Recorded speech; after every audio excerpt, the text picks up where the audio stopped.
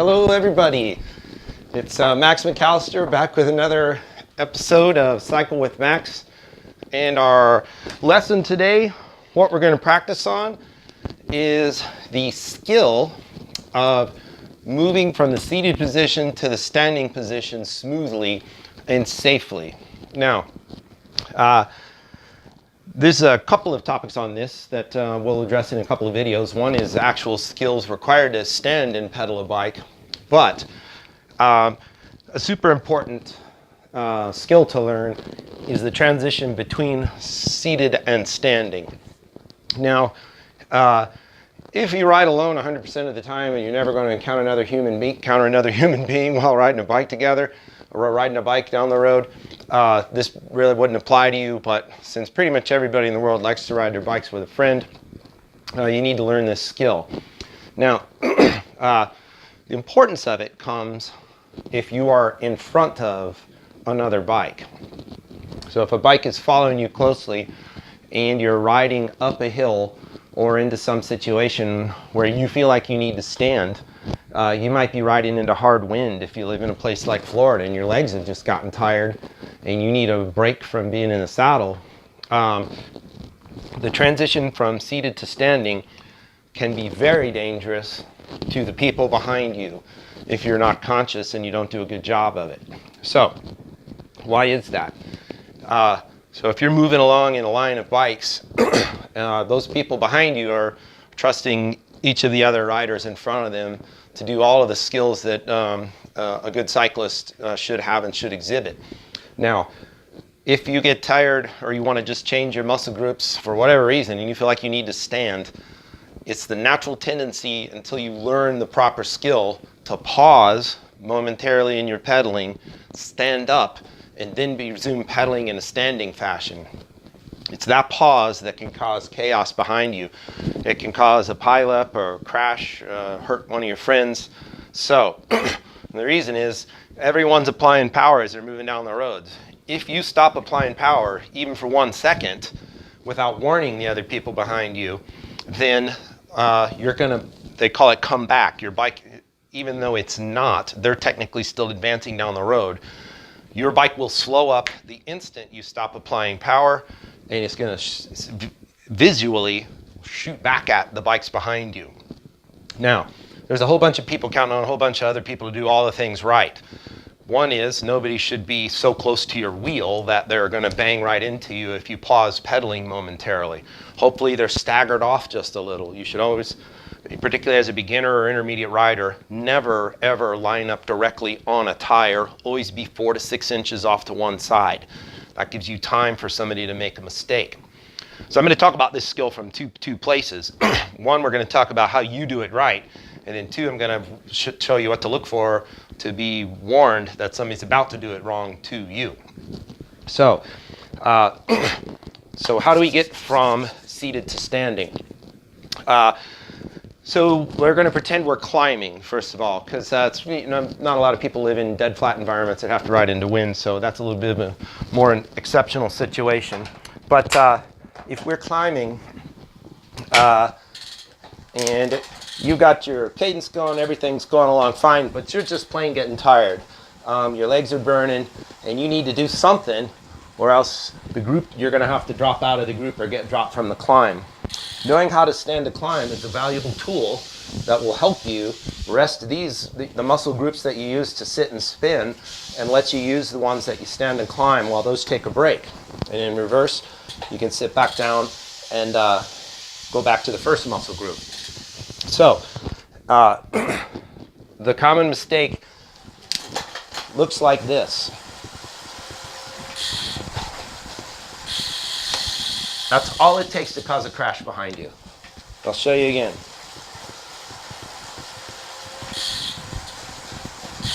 That amount of time is all it takes to cause a crash. Don't forget that.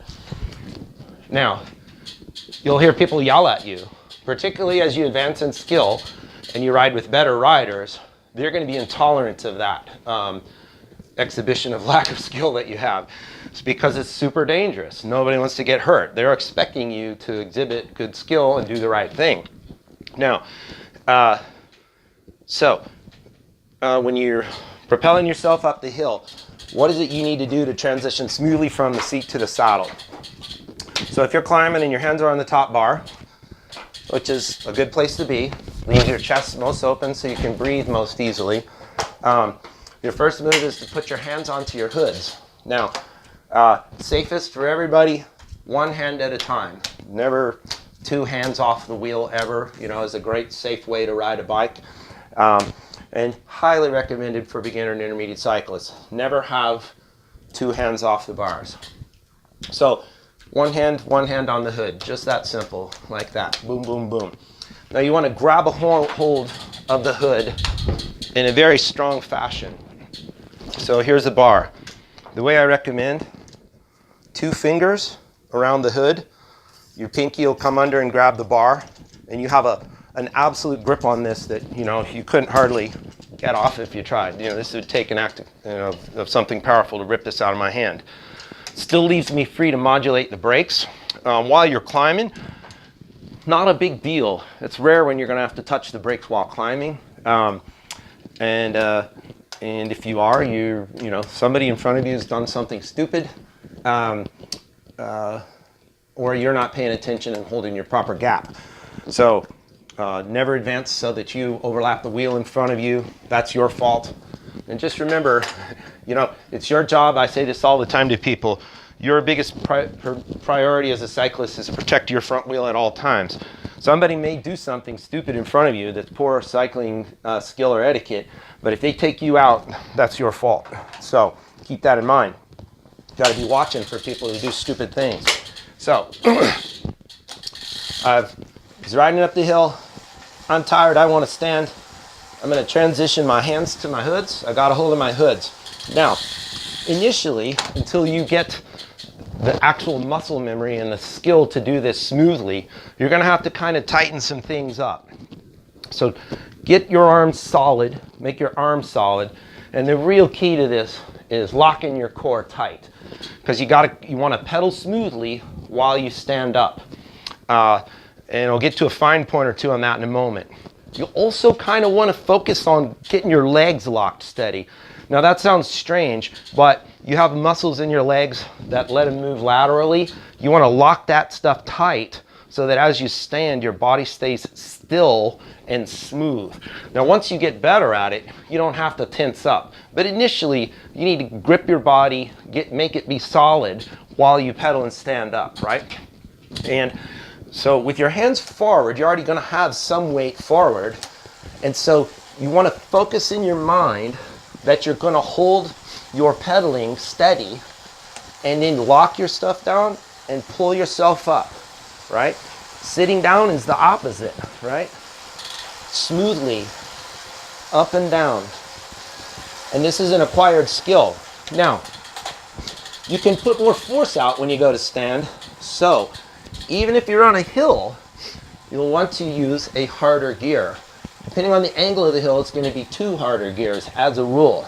So I will typically, if I'm going to do this, shift up 1 harder gear preemptively, just take that extra pressure, and then as I stand, I'm going to use that as one moment to walk 1 more gear over, because I have relaxed my pressure. All right. So it would look like this. All right. Now, so I've maintained my speed the entire time, and I've not disturbed the other riders behind me, and I haven't created any safety hazard. Now, when you crest a hill, you're going to want to sit down, and when you do that, you're going to be in a kind of a hard gear, so you can backshift as you sit down and keep your speed and cadence up. To sort of maintain your speed and go back to resting. So you don't want to crest the hill in a hard gear, sit down and start smashing on the pedals, because the group's going to pedal away and leave you sitting there. All right, so be sure that when you crest the hill, you don't die. That's one of the biggest mistakes beginners and intermediate cyclists make. They're tired, they get to the top of the hill and they're like, oh, I made it, and they just sit still and start coasting. The group's going to ride away. So just make sure when you get to the top of the hill, crest the hill, pedal a little bit, just stay with the group, and then you'll get your chance to rest once you're going. So again, we're pedaling along, Hands on the hoods, get good a hold of it. Shift up a harder gear, stand up smoothly. Focus on keeping it smooth. You gotta firm your body, right? And that's what it looks like. All right? Now, I'm the rider behind. Let's talk about that. Now, when you're riding with people you don't know, you can't trust anyone. Don't trust anybody you don't know. Now, just follow them for a while you're riding. You're going to be in line behind somebody. Learn how they act when they come to a hill. Are they the kind of rider that stands up poorly and comes back at your wheel? If they are, you need to be aware of that. Now you know. Now, past that, the next warning comes. We've got a dog in the way here. Next warning comes. People who you know and ride with and trust, the best friends, the best riders you know. The longer you ride, the more tired they get, the more likely they are to make this mistake.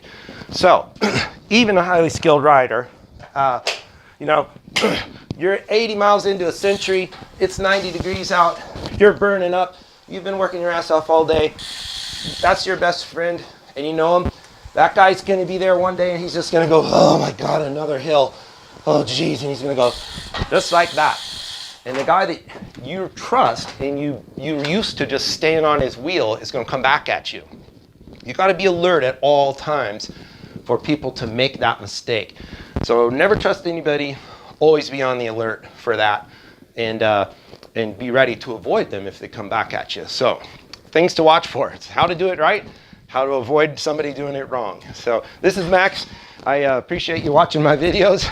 Share them with your friends if you like them. And don't forget to subscribe to my channel.